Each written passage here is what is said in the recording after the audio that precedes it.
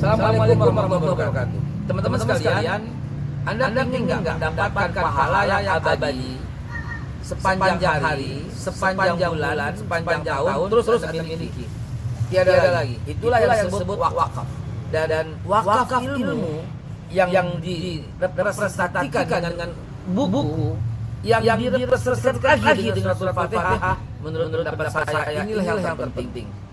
Benar. Bayangkan nama Tuhan Lata Uzamana bagi orang musyrik itu salah satunya di antaranya adalah Kana. Dan salah satu nama Tuhan mereka juga Kanas. Bayangin kalau bacanya iya Kana budu. Karena nama Tuhan mereka. Nah, di sini dijelaskan amat sangat detail dan baik dengan susunan yang sederhana dan mudah dimengerti untuk kita bisa mendapatkan pengertian yang utuh.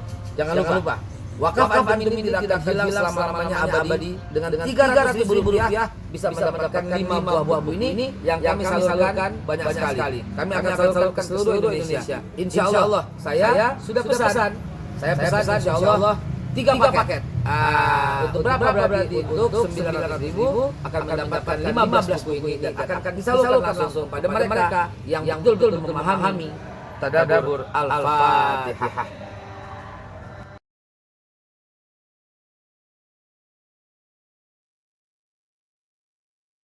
Bismillahirrahmanirrahim. Assalamualaikum warahmatullahi wabarakatuh. Alhamdulillahilladzi bi ni'matihi wa fadlihi tatimmus shalihat. Asyhadu an la ilaha illallah wa asyhadu anna Muhammadan abduhu wa rasuluh. Allahumma shalli wa sallim wa karim wa barik ala nabiyyina wa syafi'ina wa maulana Muhammad wa ala alihi wa sahbihi wa man ittaba'ahum bi ihsanin ila yaumil amma ba'd. Sahabatku Majelis Keluarga Indonesia yang dirahmati Allah, alhamdulillah wa syukurillah, kita bersyukur kepada Allah Subhanahu wa taala yang telah banyak memberikan nikmatan kepada kita, nikmat iman dan Islam menjadi nikmat yang paling agung, yang paling puncak yang kita rasakan hingga saat ini, sehingga kita masih bisa bermulazamah dalam majelis ilmu di pagi ini bersama guru kita Ustaz Dodi Al-Jambari. Dan sebagaimana biasa di hari Kamis ini kita akan mendalami tentang Hisnul Muslim, ya, akan belajar tentang bagaimana Rasulullah salat. Dan inilah memang sebagaimana disabdakan oleh Nabi kita alaihissalam bahwa kita harus mengikuti apa yang sudah dilakukan oleh Rasulullah SAW dengan dalam hal salat, ya. Sallu kama ra'aitumuni usolli, salatlah sebagaimana engkau melihat aku salat. Dan inilah sebagaimana dijelaskan oleh para ulama yang alhamdulillah kita masih bisa menikmati sajian ilmu dari para ulama hingga saat ini dari berbagai macam kitab, ya. Dan alhamdulillah juga kita di pagi ini bisa belajar tentang bagaimana sholat sebagaimana yang disunahkan oleh Nabi kita Rasulullah SAW. Dan alhamdulillah ada beberapa episode kita melalui kajian tentang sholat ini. Dan saya mencatat untuk sholat berjamaah, bersolat saja kita sudah membahas sampai ke 13, ya, untuk khusus sholat bersama Rasulullah SAW. Dan alhamdulillah di pagi ini kita akan melanjutkan tentang sholat berjamaah, dan ada beberapa hal yang nanti insya Allah akan dijelaskan oleh guru kita berkaitan dengan sholat jamaah. Dan tentu ini utamanya sudah kita ketahui, ya, dalam kajian pekan lalu, di Kamis pekan lalu, tentang bagaimana keutamaan sholat berjamaah. Dan insya Allah akan kembali diulas dan beberapa hal penting soal bagaimana cara-cara ketika sholat berjamaah. Tentu ini menjadi panduan yang kita pahami dan insya Allah akan dijelaskan lanjut oleh Ustaz Dodi Al-Jambari. Saya sapa dulu nih guru kita, alhamdulillah syukurlah udah bisa kembali berjumpa dengan beliau. Assalamualaikum Ustaz Dodi. Waalaikumsalam warahmatullahi wabarakatuh. Sabahal khair ya akhi. Ya, sabah surur. Masya Allah, tabarakallah. Insya Allah, tabarakallah. Saat kita akan lanjutin, ya, tema tentang Siap. jamaah ini yang memang banyak hal yang perintil-perintil tapi penting yang harus kita paham, kadang-kadang terlupakan gini, ya, soal posisi misalkan ketika jadi makmum dan hal-hal yang lain yang dan saya yakin ini juga bisa di-share, ya, ke kalau memang ibu-ibunya yang belum bisa ngajak suaminya atau anak-anaknya yang laki-laki terutama, ya. Tentu ini bisa di-share, kajian rekamannya ada di YouTube gitu, ya, ada di Lahtub juga, sehingga bisa belajar tentang bagaimana sesungguhnya sholat berjamaah sesuai dengan dari yang dicontohkan oleh Rasulullah SAW. Faliyatul masykur Ustaz. Baik, syukran, jazakumullahu khair, barakallahu fiik. Mata'alallah fi kulli hayatuka insyaallah. Amin, amin. Baik, bismillah. Wassalatu wassalamu ala Rasulillah. Assalamualaikum warahmatullahi wabarakatuh. Waalaikumsalam warahmatullahi wabarakatuh. Alhamdulillah. Alhamdulillahilladzi anzala Qur'ana fi qulubil mu'minin walladzi anzala sakinata fi qulubil muslimin. Asyhadu an la ilaha illallah wa asyhadu anna Muhammadan abduhu wa rasuluh. Allahumma salli wa sallim wa barik ala nabiyyina Muhammadin wa ala alihi wa sahbihi wa mawala wa la haula wa la quwwata illa billah. Amma ba'd. Kita akan kurang lebih 1 jam ke depan membahas tentang hal-hal yang berkait dengan sholat berjamaah. Dan kita sudah menuntaskan sekian banyak pembelajaran tentang sholat berjamaah. Nah, pagi ini saya ingin memberikan satu kabar kepada sahabat MKI dimanapun berada. Setelah kita bersyukur kepada Allah SWT, mari kita senantiasa hadirkan salawat serta salam kehadirat Rasulullah SAW yang telah memberikan pencerahan begitu banyak kepada kita yang tanpa beliau tidak sah keislaman seseorang. Tanpa beliau tidak akan bisa seseorang masuk surga. Tanpa beliau tidak akan bisa seseorang mendapatkan kemudahan di akhirat. Dialah satu-satunya pria yang ketika namanya disebut-sebut oleh begitu banyak wanita, tidak ada pria yang cemburu.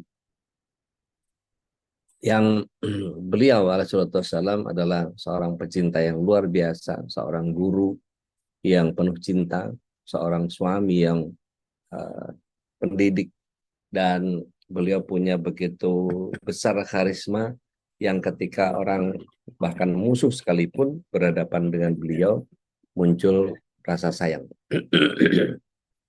Apalah kita yang kemudian hanya sekedar copy paste saja dari seluruh apa yang Rasulullah SAW contohkan kepada kita. Kita masih banyak sekali kelalaian-kelalaian atau bahkan melibatkan pelogikaan terhadap apa yang Allah SWT hadirkan untuk kita. Baik. Tanpa berpanjang kala, pagi ini saya membahas tentang bagaimana sholat di antara tiang. Tentu ini bagian yang kemudian setiap kita bisa mempelajari bahwa kalau kita lihat bagaimana di Masjidil Haram gitu ya, setiap tiang yang ada, ini kelihatan nggak ya?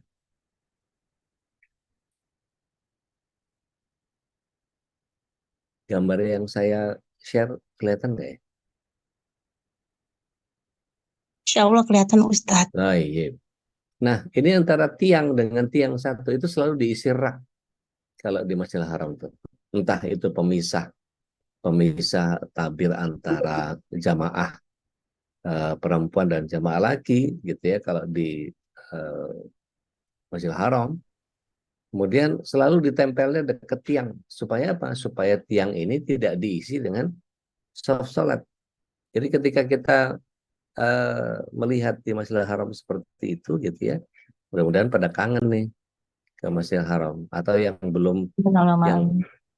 belum pernah Allah SWT berikan kemudahan untuk bisa hadir di Masjidil Haram, entah dengan cara apapun, karena Allah Maha Kuasa terhadap segala sesuatu.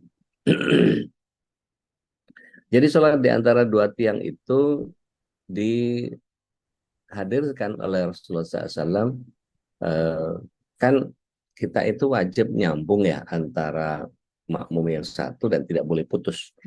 Karena Allah mengancam orang yang memutus shaf itu, dan Abdullah bin Umar radhiyallahu anhu dari Rasulullah SAW menyatakan bahwa aqimu sufuf, ya, luruskan shaf, ya, wahadu bainal manakib, luruskan pundak-pundak serta tutupi celah, ya, as-sadru halal.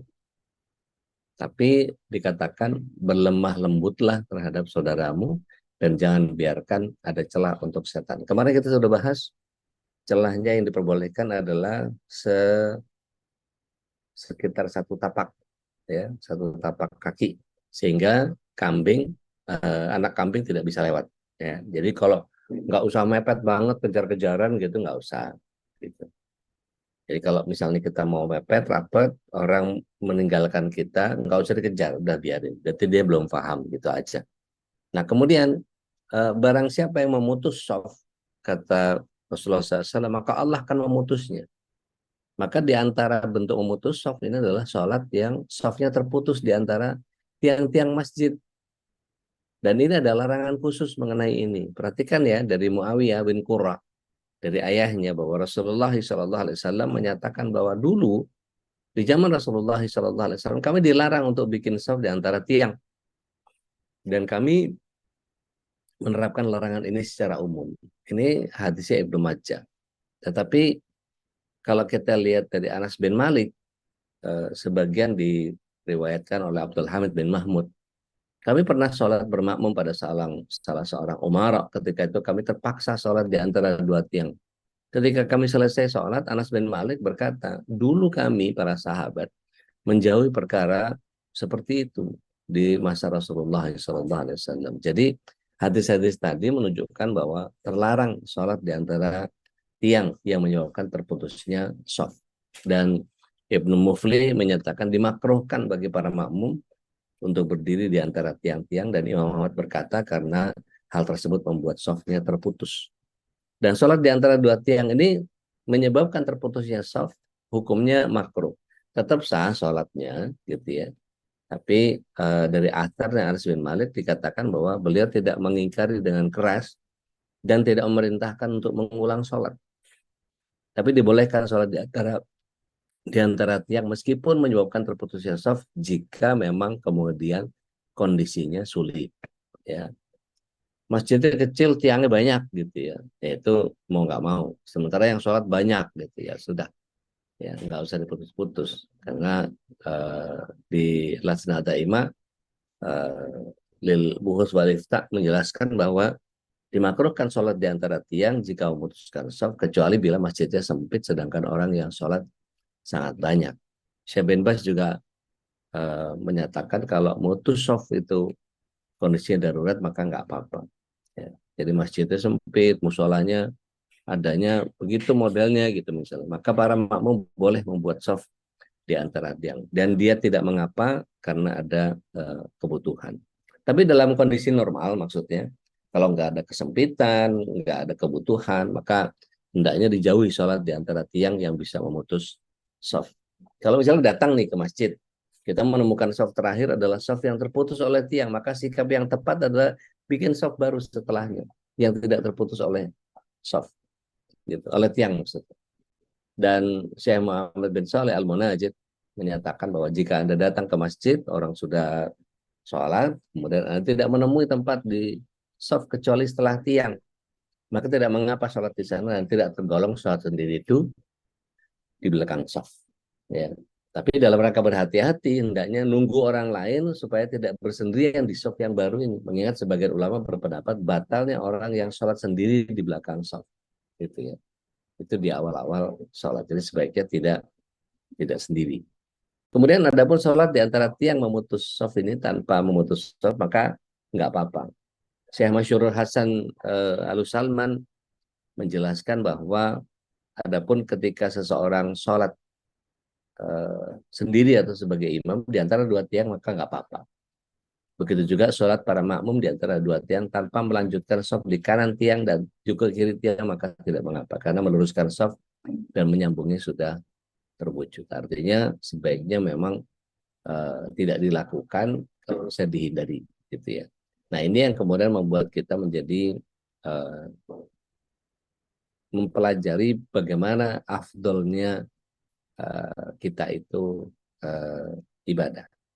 Nah kemudian bagaimana sholat boleh nggak di selain masjid? Ini pendapatnya beberapa imam ya, Imam Malik, Imam Syafi'i, dan riwayatnya dari Imam Ahmad. Ini juga mazhabnya Hanafiyah. Ibnu Qasim menyatakan bahwa aku bertanya kepada Malik tentang orang yang sholat fardu dengan istrinya di rumahnya. Maka dia menjawab nggak apa-apa.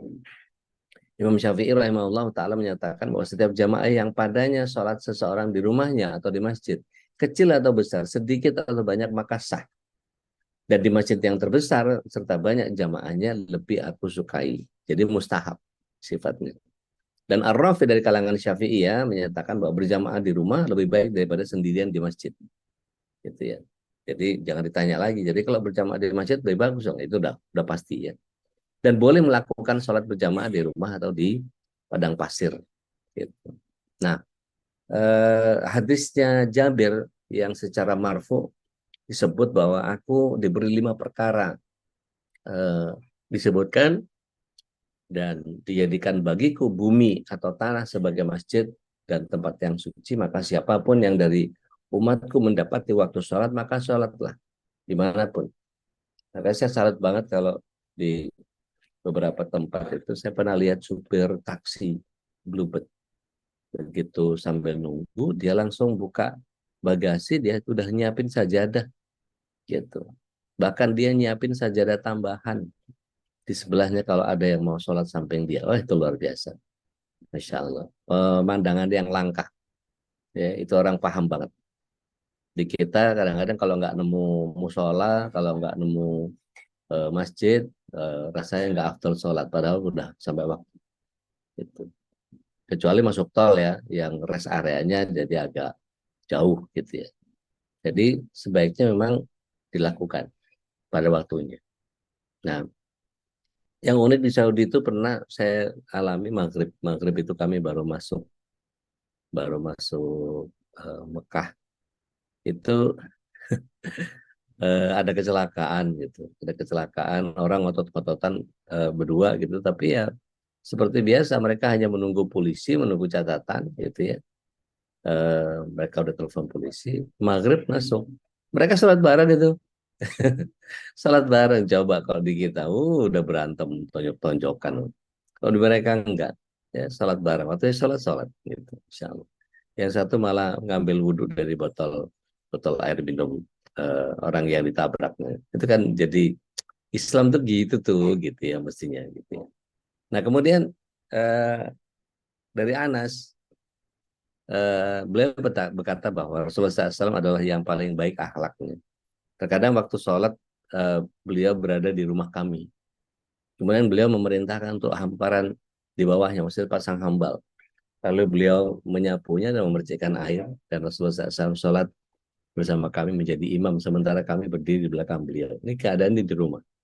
Ya. Dari Aisyah radhiallahu an bahwa dia menyatakan bahwa Rasulullah SAW sholat di rumahnya dalam keadaan sakit. Beliau sholat dengan duduk, sementara kelompok orang yang sholat dan berdiri di belakangnya, lalu beliau memberi isyarat agar mereka duduk. Ini eh, ketika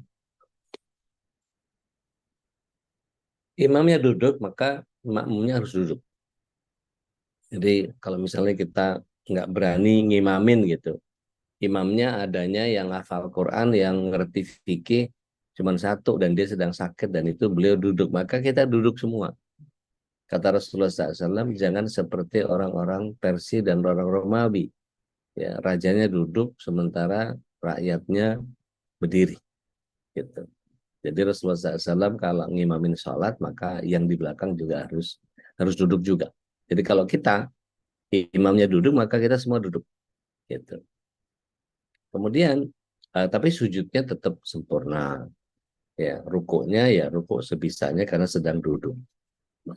Kemudian dari Aisyah radhiallahu an, dia menyatakan bahwa banyak dalil-dalil yang kalau disebut semua dalam kesempatan ini pasti panjang. Tapi ada pendapat yang kemudian tidak boleh dilakukan oleh laki-laki kecuali di masjid. Ada hadis tapi lemah. La sholata fi jaril masjid illa fil masjid. Tidak boleh sholat bertetangga dengan masjid kecuali di masjid. Gitu. Jadi nggak boleh sholat di rumah. Tapi hadisnya lemah. Ada hadis yang lebih kuat, hadis riwayat Ahmad yang kemudian menyatakan man sami'an nida'a falam ya'tihi fala sholata lahu illa min uzur. barang siapa mendengar azan, kemudian dia tidak menghampirinya, maksudnya menuju ke masjid, maka fala sholat lahu illa min uzur. Maka tidak ada pahala sholatnya kecuali ada halangan syar'i. Nah, itu kemudian menyebabkan kita jadi, waduh, sholat di rumah berarti nggak hitung sholat dong, itu serem banget kan ya. Bismillah. Allah karim. Nah, kemudian di dalam kitab salat, Imam Ahmad, Ibnu Qayyim merojekkan pendapat ini dalam beberapa kitab.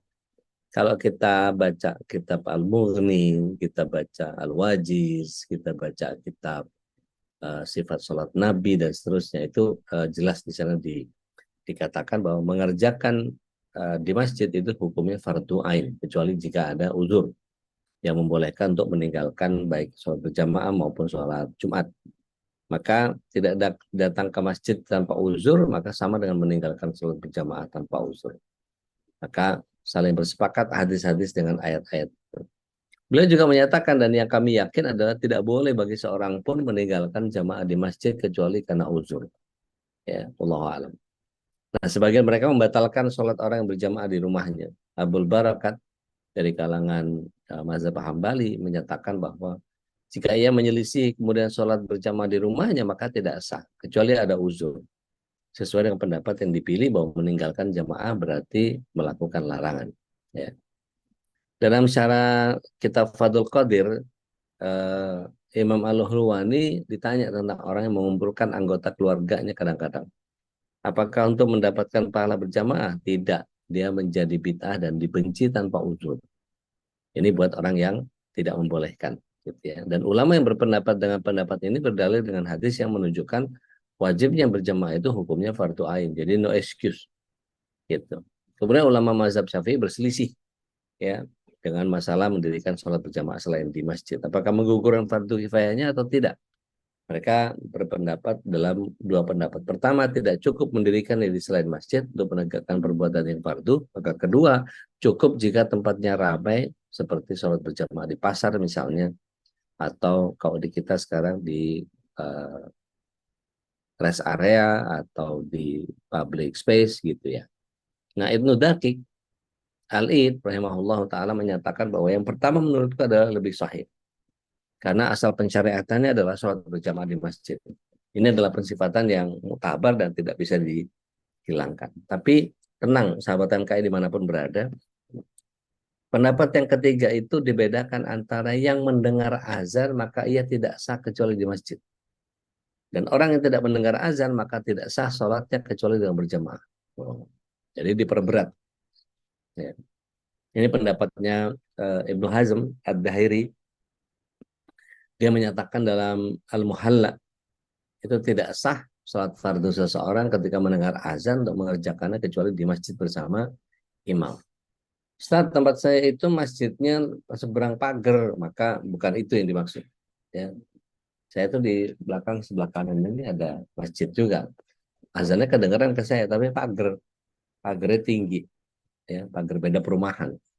Gitu. Tapi kalau yang dekat lapangan tenis di tempat saya, maka saya ke sana. Mas Elok tuh yang sering mampir. Nah, ketika dikatakan bahwa jika dia tidak mendengar azan, maka wajib baginya sholat berjamaah dengan satu orang atau lebih. Jika tidak mengerjakannya, maka tidak sah sholat baginya. Maka kemudian jika tidak menemukan seorang pun untuk sholat bersamanya, maka dia sah. Kecuali bagi yang punya uzur. Maka juga sah juga ketika dia meninggalkan jamaah. Jadi contohnya gini. Saya kebangun telat misalnya gitu ya. Kebangun telat udah 5:30. Waduh, 5:30. Tapi kemudian karena saya nggak dengar azan, saya boleh nggak sholat di rumah? Boleh. Tapi lebih afdolnya ke masjid meskipun sendiri. Gitu. Kalau di rumah misalnya kita ngajak anak, ngajak istri, temenin saya sholat.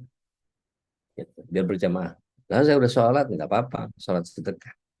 Karena Rasulullah SAW dalam satu kali sholat asar setelah perang, itu ada seorang pria yang masuk ke masjid dan kemudian Rasulullah SAW memerintahkan para sahabat untuk kemudian siapa yang mau sedekah Lah, kami udah habis-habisan nih ya Rasulullah. Kami udah apa infak fisabilillah buat perang gitu. Mau infak apa lagi? Maka Rasulullah SAW menyatakan sholatlah bersamanya.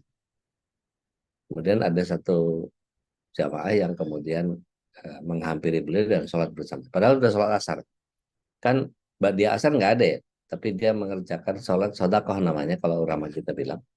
Jadi dibolehkan gitu, memberikan hadiah kepada orang dengan berjamaah bersamanya. Gitu. Dan beberapa ulama di dalam Al-Fatwa Al-Misriyah, apakah orang bersalat berjamaah di rumahnya itu gugur dari kewajiban datang ke masjid? Dalam masalah ini memang ada perselisihan. Dan hendaknya tidak meninggalkan jamaah di masjid kecuali ada uzur. Dan memang sebaiknya kita membahas tentang kitab-kitab sholat di beberapa kajian ulama klasik ya. Jadi siapapun yang memperhatikan sunnah dengan baik, maka akan jelas baginya bahwa mengerjakannya di masjid hukumnya fardu ain, kecuali jika ada halangan yang membolehkannya untuk meninggalkan sholat Jumat dan sholat berjamaah. Masih ingat kan ya, ada 9 uzur yang kita dibolehkan untuk tidak mengerjakan sholat berjamaah pada waktunya atau ke masjid, gitu ya. Masih ingat nggak? Atau mau diulang yang 9? Catatannya masih ada yang ingat ya? Yuk, bantu saya ngingetin apa aja. Ada yang masih ingat nggak? Sakit? Sakit? Safar, Safar? Sakit itu sakit keras ya. Kalau cuma jerawat 2 biji ya nggak usah. Sakit, safar, sakit keras maksudnya. Safar, apalagi? kemacetan Ustadz, Kemacetan enggak. Itu masuk safar. hujan, Hujan deras yang sampai mau banjir ya. Kalau cuma gerimis-gerimis doang bisa pakai payung, bisa pakai jas hujan, bisa pakai mobil berangkat. Yuk, bertiga nih. Ada Apa tamu lagi? Ustadz. Ada tamu. Ini tamu jauh ya, bukan tetangga lagi mau ngerumpi ya. Tetangga Pakaian jauh. terkena najis. Kenapa? Pakaian yang terkena najis, Ustaz. Pakaian terkena najis itu memang satu keharusan, tapi itu bagian yang memang harus dikerjakan dan itu tidak menyebabkan seseorang kemudian menjadi masuk kepada uzur. Tapi itu nanti masuk ke bagian yang ke-9. Ya. Yuk, ada lagi? Silakan. pekerjaan Ustadz, karena pekerjaan Karena dokter. pekerjaan itu nanti di bab yang ke-9, yang terakhir, masuk ke Afdalul Aulawiyat. Yuk. Bang Reddy ingat ya nih? Apa nih yang keempat atau belum? Belum. Ustaz. Karena perang bisa nggak Ustaz? Misalkan lagi Kenapa? ada kerusuhan misalkan di jalan itu, Oh, ada kerusuhan. sehingga harus Iya, harus menghindar dulu, itu ke-9 nanti. Masuknya ke Afdalul Aulawiyat. Ayo, apalagi Bencana teman-teman? Ustadz, Apa? bencana gempa, Bencana itu yang ke-9 masih masuk yang ke-9. Yang umum biasa sehari-hari kita yang bukan yang special condition, bukan yang force majeure. Kalau force Makanan majeure sih terhidang. makanan terhidang. Tapi ini khusus buat Ramadan Maghrib. Ada Jadi tamu. ada tamu sudah tadi. Jadi yang udah tadi sebut tadi, sakit keras, hujan deras, safar, ada tamu, makanan terhidang. Baru 5 nih. Ntar lagi. Kebanyakan tadi yang ke-9.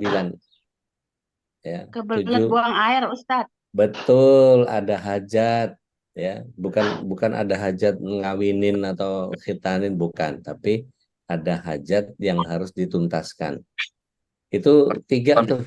3 yang mesti dibuang tuh. Yang cair, yang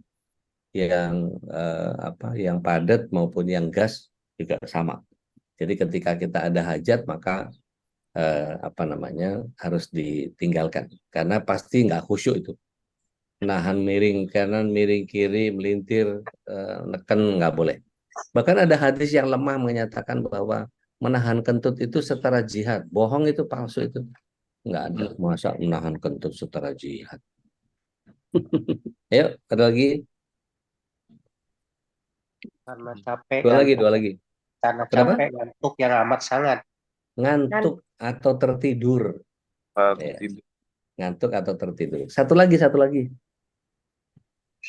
Sebelumnya ke-9. Ayo, satu lagi. Apa lagi ya? Apa lagi ya? Ketakutannya mencekam. Itu 9. Menolong orang, Hah, marah-marah. menolong orang, menyelamatkan Nggak orang. jelas. Nggak jelas kejauhan dari HP-nya. Menolong orang, Kata Ustaz. Menolong orang itu 9. Majelis taklim, Oh, sedang berilmu. Maka dibolehkan seperti Rasulullah SAW menunda sholat isya ketika sedang taklim. Gitu. Tapi taklimnya di majelis. Gitu. Saya seringkali ketemu satu masjid yang kemudian ketika masih menjelaskan itu seperti di Nabawi gitu ya, seperti di yang paling sering sih Nabawi. Kalau di Haram Mekah saya belum pernah nemuin. Begitu selesai biasanya azan bubar gitu ya. Tapi kalau di Nabawi begitu azan ya sampai waktu qomat itu masih diteruskan dengan tanya jawab gitu. Kami di Baitul Ma'mur di Grand Prima Bintara juga seperti itu. Jadi begitu paparannya kayak saya tiap Rabu keempat membahas adabul mufrad di sana, itu begitu membahas sampai waktu Isya, maka azan Isya dulu masuk tanya jawab, jadi nggak ada sholat qobliyah itu yang dikerjakan. Jadi ada 9 ya, diingat-ingat ya. Safar, hujan deras, makanan sakit. terhidang, sakit keras, kemudian ada hajat, gitu. Kemudian berilmu, ya, kemudian ada tamu jauh ya, maksudnya kita mesti siapin ini kamarnya di sini, itu kalau mau mandi sini, anduknya sini, ini sikat giginya sini, ini kalau mau ngambil makan di sini, ini kalau mau. Jadi setelah itu baru kita tinggal untuk sholat, gitu. Kemudian apa tadi? Ada yang nyatetnya nih. Tertidur, Tertidur atau ngantuk, ya, tertidur atau berilmu. ngantuk. Tertidur. Nih. Ya, sakit keras, hujan, buang hajat, ada tamu jauh, tertidur, sedang berilmu di berilmu. majelis, safar, makanan terhidang. Yang ke-9, afdalun awlawiyat. Afdalun awlawiyat itu jika dikerjakan sholat, maka mudaratnya lebih besar. Darurat ya, Pak. Kerusuhan, iya darurat. Kerusuhan, dokter yang lagi tindakan, bidan lagi partus, gitu. Tapi Mas Reddy lagi prospek enggak ya, enggak termasuk ya, tinggalin prospeknya. Aplikasi udah tinggal ditandatanganin, tinggal gitu, tetap sholat gitu. Siap, Ustaz. Terus kecuali Kapten Bobby nih udah mesti flight ya, udah mesti berangkat gitu ya, Cap. Nah, ketika kita tahu bahwa 9 ini tidak ada unsurnya, satpam Jumatan misalnya dan seterusnya, maka masuk dalam itu maka dibolehkan untuk kemudian kita tidak berjamaah. Dan ketika Rasulullah SAW wafat, sampai kabar kepada penduduk Mekah, Suhail bin Amr berkhutbah. Ketika itu, Itab bin Usaid menjadikannya gubernur di Mekah, dia sembunyi dan mereka takut. Kemudian Suhail mengeluarkannya saat penduduk Mekah telah kuat dalam Islam, kemudian Itab bin Usaid berkhutbah. Ya halul Mekah, tidak sampai kepadaku salah seorang di antara kalian yang meninggalkan sholat berjamaah di masjid kecuali akan dipukul lehernya. Ya. Maka dipukul leher ini mukulnya pakai pedang, alias kalau mukul pakai pedang pasti ditebas gitu ya. Nah ini para sahabat Rasulullah SAW pun berterima kasih kepadanya atas perbuatan ini dan semakin menambah derajat di pandangan mereka gitu. Dan yang aku yakini tidak boleh seorang pun meninggalkan jamaah di masjid kecuali uzur gitu ya. Jadi setelah tetap bahwa tidak boleh meninggalkan sholat berjamaah di masjid, ini bagian yang kemudian setiap kita kemudian harus punya pemahaman tentang setiap pemahaman yang benar gitu ya, kita harus masuk ke dalam sebuah eh, pola yang kemudian Rasulullah SAW dan para sahabat melakukannya atau tidak. Nah, maka ada 3 perkara. Orang yang ketinggalan sholat berjamaah di masjid dan dia memperkirakan tidak ada yang bisa sholat bersama di masjid, maka lebih baik baginya adalah kembali ke rumah dan sholat berjamaah bareng sama keluarganya. 1. Kedua, dalam kondisi safar dan bepergian bersama keluarga, maka hendaknya ia sholat berjamaah bareng sama keluarganya. Gitu. Misalnya di rest area atau dimanapun. Jika tertinggal sholat berjamaah di masjid yang paling dekat, maka hendaknya ia sholat di masjid yang lain dengan tanpa memberatkan dan dia yakin dia bisa mendapatinya. Gitu. Kayaknya ini masjid yang sana kayak komatnya lebih lama, 15 menit. Yang sana 20. Saya yang ke 20 aja. Gitu. Boleh. Atau misalnya ini masjid biasanya kalau subuh dia baca surah Al-Insan sama As-Sajdah gitu. Maka dia samperin karena panjang gitu. Jadi dibolehkan seperti itu. Nah, mudah-mudahan kita dimudahkan oleh Allah SWT untuk mempelajari ilmu syar'i sehingga kita betul-betul memahami bahwa apa yang kita kerjakan adalah bagian yang insya Allah membuat kita sholatnya jauh lebih baik dibandingkan dengan melakukan asal-asalan. Baik, ini bab sholat berjamaah insya Allah sudah selesai Ustaz Khalis. Kita tinggal masuk ke bab sujud sahwi. Ya, ini perlu juga kita pelajari ini. Dan ada beberapa kesalahan-kesalahan dalam sholat dan ada beberapa gerakan sholat yang boleh dikerjakan dalam sholat. Contoh, ketika sholat berjamaah di lapangan, di sholat id misalnya, anginnya kenceng, sajadahnya terbang, gamisnya kesingkap, sehingga betisnya kelihatan. Nah, ini wajib untuk dia melakukan gerakan menutup aurat, dan itu dibolehkan gerakan. Atau dia berada dalam kondisi misalnya dia yakin bahwa sutroh itu adalah wajib. Maka ketika sutrohnya pindah, misalnya orang yang dia jadikan sutroh itu sudah selesai dari hajatnya, maka dia boleh berpindah dengan bergeser atau melangkah ke posisi yang ada sutrohnya. Misalnya merapat ke dalam keadaan sholat nih, sambil jalan gitu. Sambil jalan geser gitu.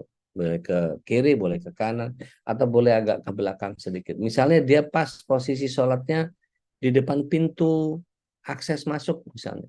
Maka dia boleh bergeser, berpindah untuk menyebabkan memperkecil mudarat yang terjadi. Nah, yang nggak boleh apa? Yang nggak boleh pegang-pegang jenggot. Ini makruh. Merem makruh. Gitu.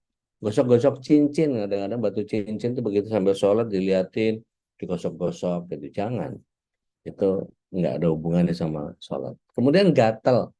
Dalam kitab Bulughul Maram itu ada hadis yang menyatakan bahwa 3 kali gerakan dalam sholat maka batal. Tetapi hadisnya tidak terlalu kuat. Sehingga kalau mau garuk-garuk ya garuk-garuk aja. Tapi jangan sampai mengurangi tumanina. Kalau nggak gatel banget, nggak usah. Kita perlu lihat bahwa betapa Ali bin Abi Thalib radhiyallahu anhu itu badannya terkena panah. Dan beliau meminta kepada para sahabat yang lain untuk tolong cabut panahnya ketika saya sholat.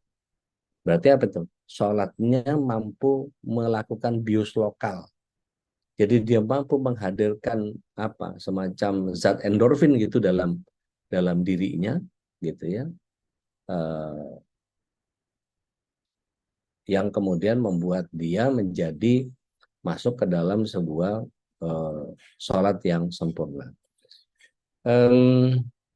Bisa juga ketika dia melakukan sesuatu yang memang agak masuk ke dalam afdhalul aulawiyat tadi. Ya, yang ke-9. Jadi jika dikerjakan sholat maka mudarat lebih besar. Ya. Barang hilang, ya, lagi ada kehilangan barang. Kita lagi sholat tiba-tiba ada yang nyongkel motor kita. Nah, itu boleh ditinggal sholat. Gitu. Atau beresin apa yang belum selesai dulu gitu ya. Ini kalau ditinggal gosong nih. Nah, gitu ya. Dan seterusnya. Taib. Ummu Winona, tafadhali. Ya Ustadz Afwan, Bismillahirrahmanirrahim. Assalamualaikum warahmatullahi wabarakatuh. Assalamualaikum. Ustadz kan tadi sebutin tentang yang ke-9 tuh Ustadz yang darurat. Nah Ya. kalau misalkan kita ngajar nih Ustadz. Nah itu kan dengar suara azan. Ini rutinitas nih Ustadz. Jadi pas Ya. ngajar terusnya itu bagaimana? Apakah kita tinggalkan? Ya. Kalau mahasiswa sih bisa kita tinggalkan, dosennya kan tinggal. Kalau ini kita kan ngajar dulu Ustadz, kita sebagai dosen. Ini karena Ya. kasus suami.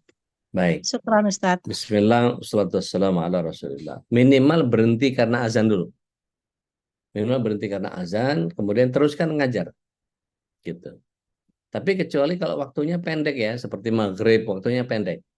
Gitu. Maka materinya bisa di squeeze. Kita lanjutkan di pekan depan. Kita lanjutkan di pertemuan berikut. Gitu. Jadi nggak usah dipaksa. Tapi kalau misalnya itu materi tinggal dikit lagi, terusin aja. Dengerin azan, kita dengar azan dulu, berdoa, ikutin azan, berdoa, habis itu baru terusin dikit.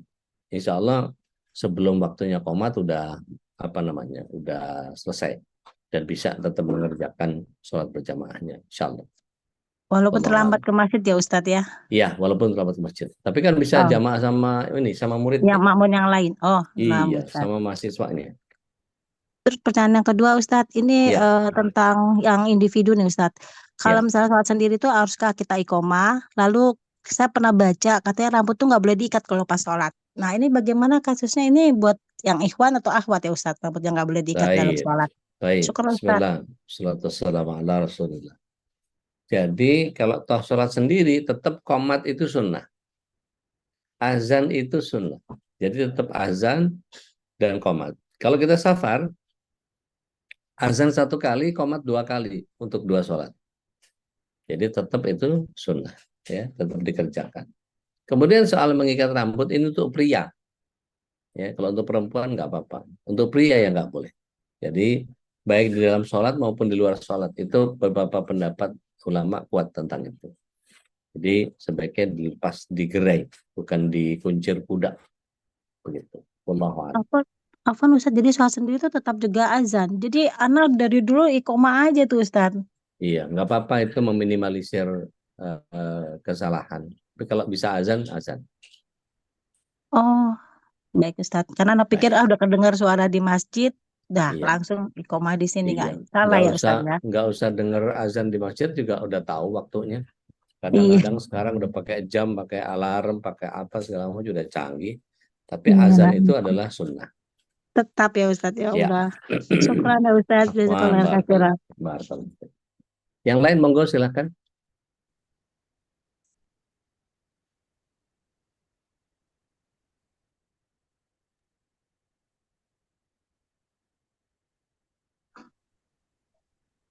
Mas, Assalamualaikum, Ude boleh? boleh sebentar setelah Mas Amir ya. Iya Mas Ude. Amir, Solo, monggo.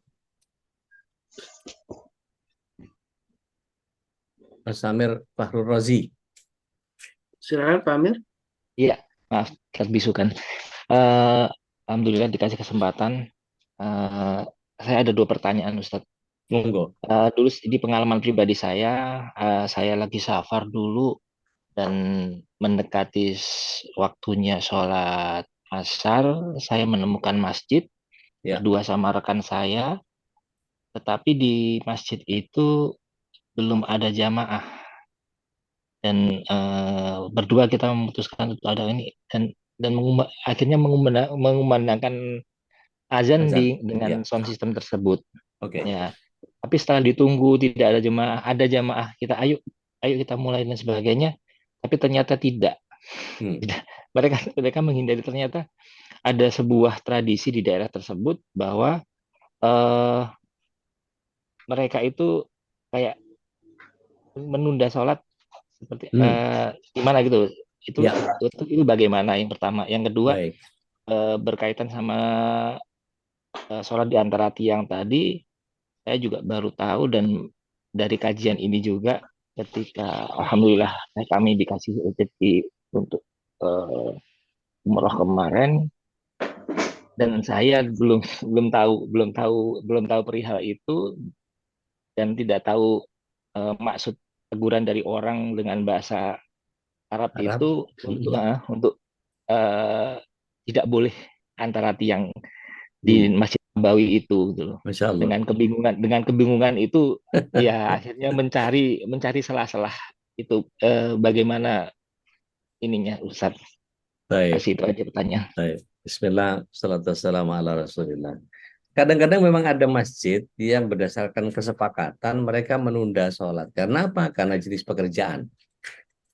Di Kerawang itu ada beberapa masjid yang ketika sholat itu memang sengaja ditunda. Soalnya mereka lagi di sawah. Tapi itu tidak seluruh masa ya. Artinya ini kalau lagi berujul, lagi ngebajak sawah, maka yang terjadi adalah kita sholatnya nggak pas duhur ya. Soalnya bersih-bersih dari lumpur, dari kotor, dari apa segala macam itu agak lama gitu. Kalau misalnya mau berhenti tanggung itu pas di tengah-tengah sawah, mesti minggir sholat itu jadi jadi kesepakatan buat mereka bahwa sholatnya nanti jam 2 ya gitu. Itu duhur. Gitu. Maka yang begitu nggak apa-apa, dibolehkan.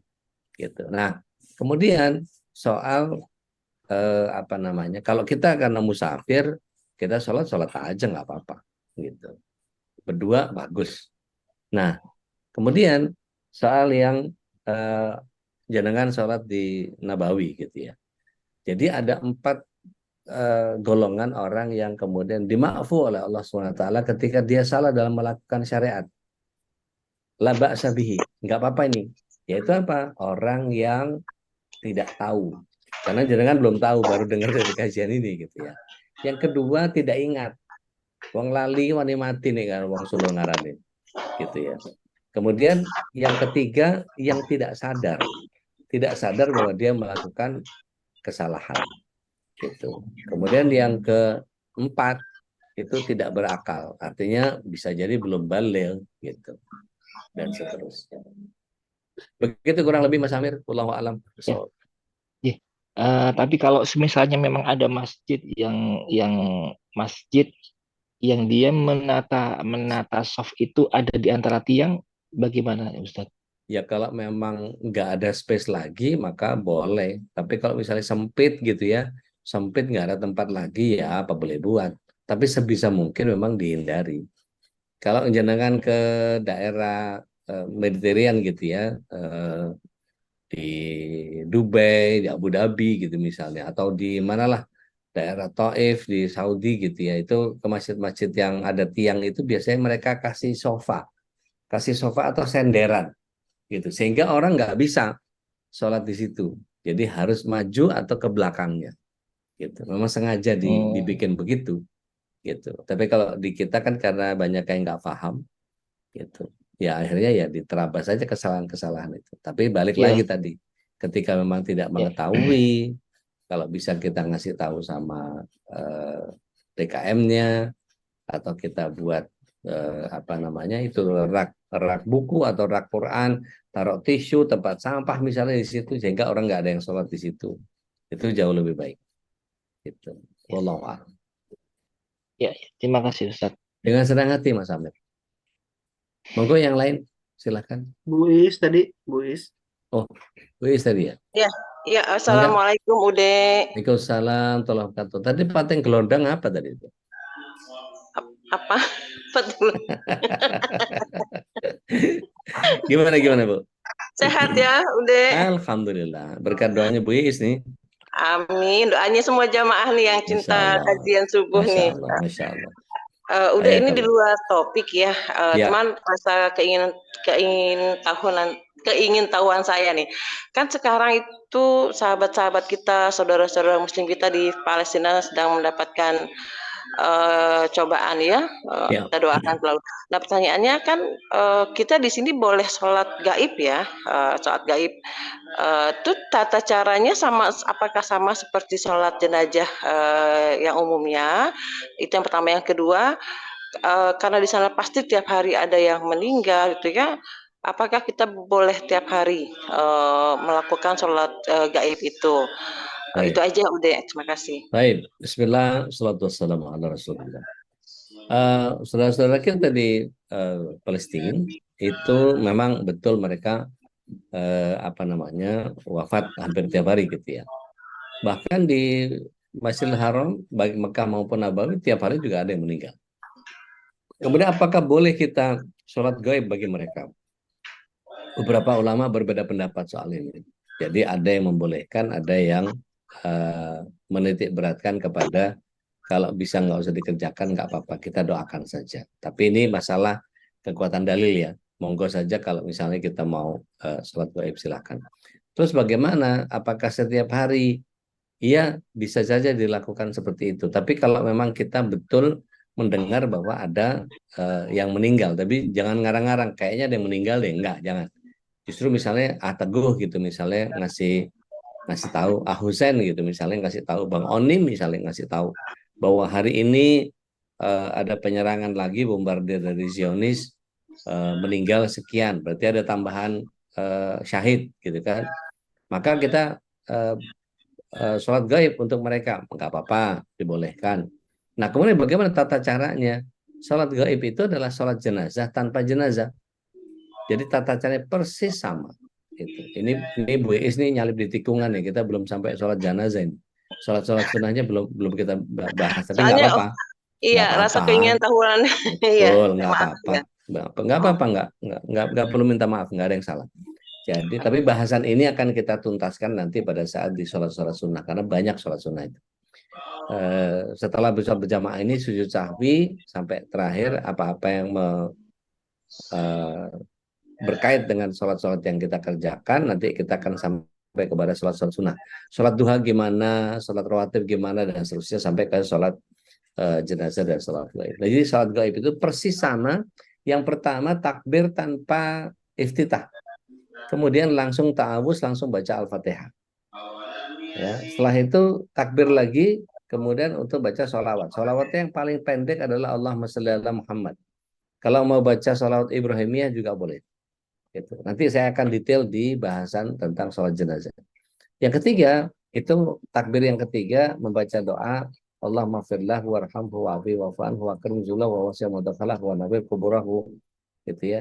Itu ada beberapa hadis yang berkait sama beberapa lafaz doa yang kurang lebih isinya seperti itu.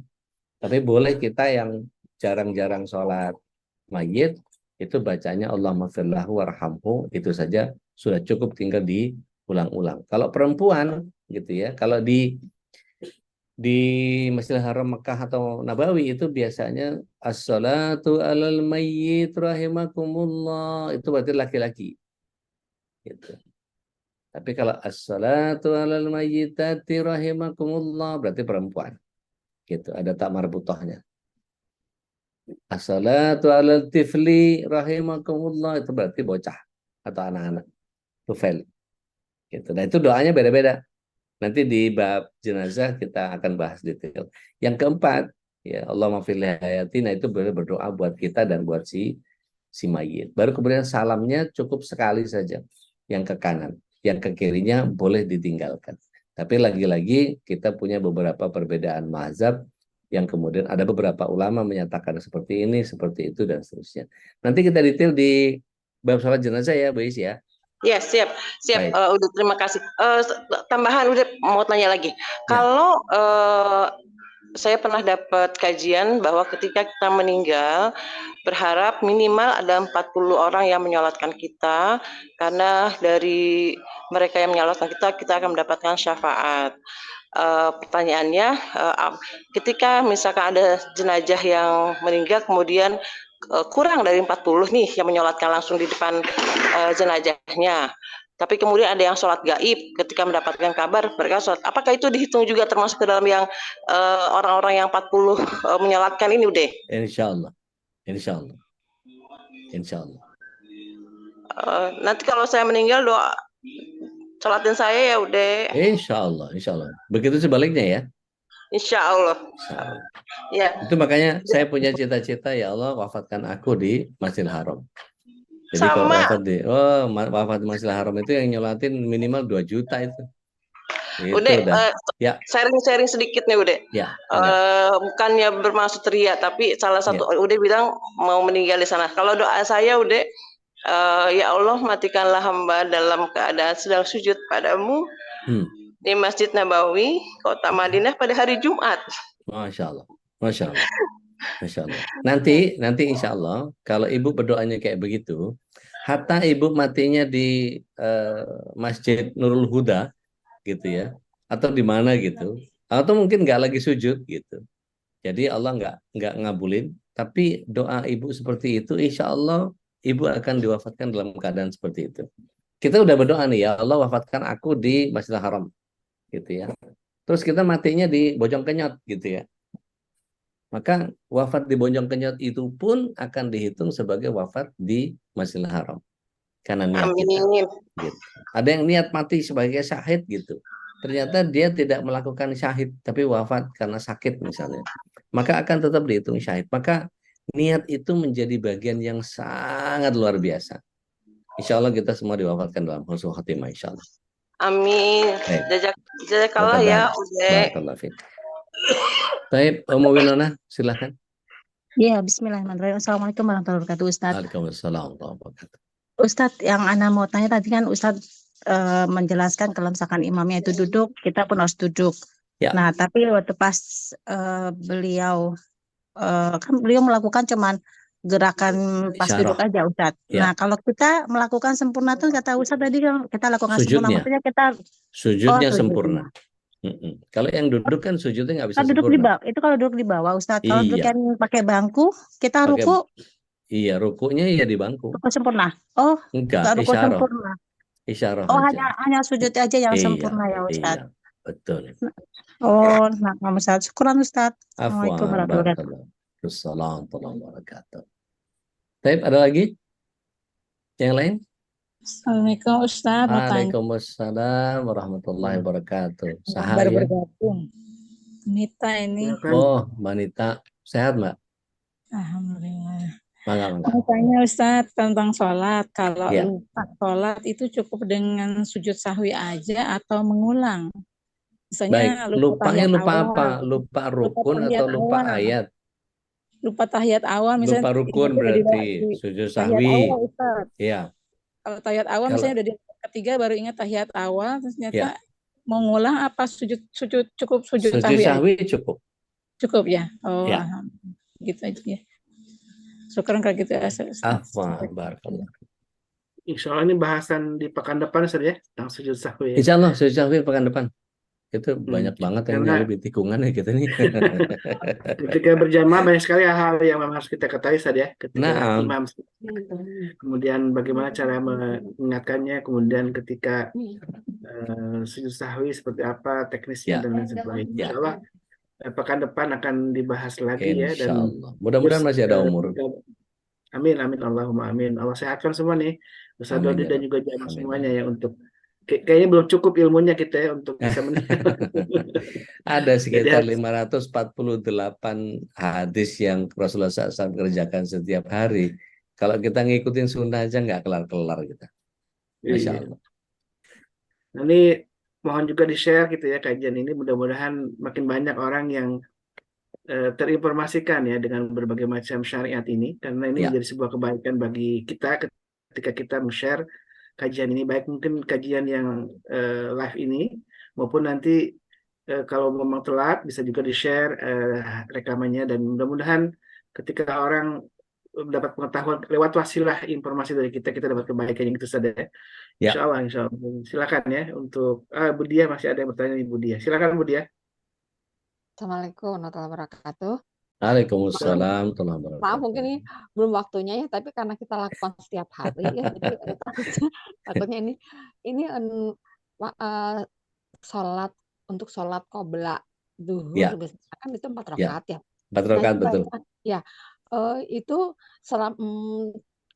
setelah Al-Fatihah bacaan pendek semuanya 4 rakaat 4 rakaat itu atau 2 rakaat pada saat 2 rakaat aja. Boleh tidak membaca surat pendek? Oh, nggak Hanya apa-apa. surat ringan saja boleh. Yang penting Eh, Al-Fatihahnya. Tapi rakaat pertama keduanya pakai. Iya, boleh Eh, juga ke- enggak juga enggak apa-apa. oh enggak, Dan itu oh enggak apa-apa. itu dikerjakannya dua-dua ya? Oh, bukannya 4 sekaligus. Enggak, dua-dua. Oh, kirain Semua 4 sholat sekaligus. sunnah dua-dua. Oh, kalau kan Memang kalau iya, memang ada yang 4 rakaat dari Aisyah, tapi khusus untuk taraweh itu pun masih belum kokoh dalilnya. Yang bagus oh, dua-dua. oh dua-dua Iya, jumlahnya suka 4. 4. 2 rakaat salam, 2 rakaat salam. Oh, iya ya. Ya, makasih udah. Dengan senang Assalamualaikum. hati. Bu Dia di mana? Di Bandung. Oh, Masya Allah. Wih, Abah, minum jahe atau Abah? Pak Baik. Husairi, ada yang tanyakan? Mas Reddy mau nanya. Ya, Ustadz mau nanya dong. Udah jago mah ngetes ini. Enggak. Insya Allah Ustadz, maaf baru bergabung nih. Ahlan, hayakallah. Gimana? Ustadz mau Ya. tanya, ini kan sering saya juga temuin kalau sholat berjamaah itu kalau sebelum kita sholat jamaah itu kan kita sholat sunnah ya Ustadz ya. Ya. Ya kan? Nah, tapi sudah terburu sama iqomah. Ya. Nah, itu sebaiknya sholat sunnahnya segera kita tinggalkan. Apa kita Tinggalkan. kalau misalkan Tinggalkan. walaupun dia dalam arti sudah tahiyat akhir udah mendekati selesai. Ya, kalau tahiyat akhir tinggal salam doang, tuntasin. Tapi kalau komatnya lebih cepat gitu, kita baru mulai tahiyat, udah komat gitu, wah udah tinggal aja sholatnya. Gitu. Karena Rasulullah SAW menyatakan tidak ada sholat setelah iqamat. Karena setelah iqamat itu sholatnya sholat wajib. Artinya tidak ada sholat sunnah kecuali sholat wajib. Dan hitungannya sholat kita disempurnakan sama malaikat. Dan oleh Allah diterima sebagai sholat sunnah yang kita tidak tuntaskan. Masya Allah itu. Tadi ya, Mangga? Sudah tadi, Ustaz. Kan sudah tadi. Oh, Sudah tadi teh yang- pada naros deui. Punten. Tapi masih banyak. Oh, Masya Allah. Ya, masih Pekan banyak. Insya depan Allah we ya, ditunggu dulu ya, insya Bu Allah. ya. Masih banyak Insya Allah kajian pekan depan temanya tentang subuh sahwi itu ya. Doain panjang umur aja insya Allah. Amin, amin, Allahumma amin. Kita doakan semua ya guru-guru kita nih selalu Allah berkahi, Allah selalu sehatkan Ya, gitu ya, Rob, karena ya, Rob. dan ini kita bersyukur kita bisa tiap pagi bisa bermulazamah dengan guru-guru kita ya. Dapat ilmu, dapat keberkahan, dan ini termasuk juga ya saja majlis yang Allah turunkan para malaikat untuk mengaminkan Ya, doa-doa Rob. kita ya. Insya Allah. Insya Allah Insya ya. Ini walaupun majlisnya tidak bertemu langsung lewat Iya, Zoom majelis ya, virtual. virtual, tapi mudah-mudahan kita termasuk golongan-golongan yang mengikuti menghadiri majlis ta'lim yang Insya Allah. langsung berhadapan dengan para guru, kemudian keberkahannya luar biasa karena malaikat Ya. akan mengaminkan doa-doa kita, dan ini waktu mustajabah, jadi barangkali jamaah ada yang punya hajat yang ingin segera dikabulkan Allah, maka ini saatnya untuk berdoa kepada Allah Subhanahu wa taala. Oh iya, ini Kopi darat ada kita 4 November informasi insya penting Allah. tentang khitanan massal. Dodi, insya Allah MKI akan kembali menyelenggarakan khitan massal Insya Allah. di rumah Bapak Haikal ya. Dan kita sudah punya klinik khitan, alhamdulillah dapat rumah dari Bapak Haikal untuk jadi markas khitan Zidan gitu ya di Condet, di dekat rumah Babe Haikal, di dekat rumah Betawi, dan insya Allah pembukaannya sekaligus kita acarakan kita selenggarakan khitan massal tanggal 4 November ya. Mudah-mudahan jamaah yang ada hadir di sini bisa juga menghadiri acara pembukaan peluncuran rumah khitan MKI ya, rumah khitan Zidan MKI di sekitar di Jakarta Timur ya. Mudah-mudahan bisa hadir, dan bagi jemaah yang ingin berbagi untuk bisa melengkapi kebutuhan-kebutuhan klinik khitan ini, silakan menghubungi admin ya, menghubungi Bu Yanti ya. Di sini ada juga Dokter Piki, silakan untuk menghubungi kebutuhan-kebutuhannya, karena sudah ada itu yang sudah ngetek AC-nya, ngetek kulkas gitu kan, karpet, kursi, bed untuk tindakan dan sebagainya ya. Mudah-mudahan semuanya Allah mudahkan. Dan insya Allah ini semua jamaah yang sudah berinfak di pagi ini menjadi sebuah catatan amal terbaik ya. Dan Allah jadikan ini amal yang berlipat-lipat pahalanya untuk kebaikan kita dan keluarga kita. Baik, saya ada mungkin closing statement sebagai penutup nih tentang ini sholat berjamaah ini setelah beberapa episode dibahas itu. Tetaplah mengaji, ngaji yang benar, jangan ngerasa paling benar. Itu aja udah. Masya Allah. Baik, jamaah yang dimuliakan Tiga Allah. statement itu aja. Tetap mengaji, ngaji yang benar, jangan ngerasa paling benar. Dah, Bismillah. Bismillah ya, kita coba istiqomahkan untuk tetap ngaji ya, dengan bersama MKI, karena ini banyak sekali ilmu-ilmu dari guru kita, dari mulai tentang parenting bersama Bahikal, tentang tauhid, Asmaul Husna dengan Sododi, dan tadi kajian tentang Hisnul Muslim ya, berkaitan dengan berbagai macam syariat, salah satu tentang sholat, dan ada juga tadabbur Quran bersama Tuan Guru Subhanul Fajar. Ada kita ngaji tadarus Quran besok insya Allah hari Jumat ya bersama Tuan Guru juga. Ada ruqyah syar'iyah di hari Sabtu, dan hari Ahad ada kajian hukum dan juga tadabbur Quran bersama Ustaz Khairul Alam. Dan di malamnya, malam Ahad, alhamdulillah kita selalu berjumpa dengan Ustaz Dodi dalam kajian khusus, kajian Mutiara Hati malam. Ada banyak tamu Ustaz ya. Dan insya Allah di pekan ini tamunya siapa? Jihan Fahira ya, insya Allah. Jihan Fahira, insya Allah.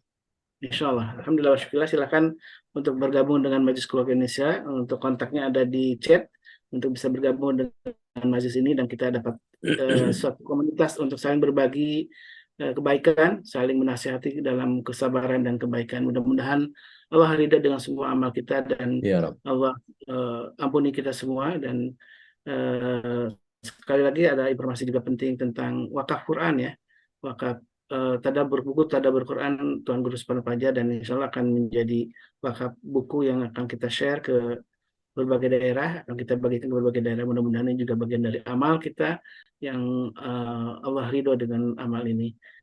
Baik jamaah yang dimuliakan Allah, dan jangan lupakan nih pagi yang berkah ini kita manfaatkan dengan kajian ilmu dan juga bersedekah, karena infak fisabilillah ini bagian dari cara kita untuk bisa memperbaiki diri dan keluarga kita, dan mudah-mudahan ini jadi wasilah untuk kebaikan kita di dunia dan di akhirat.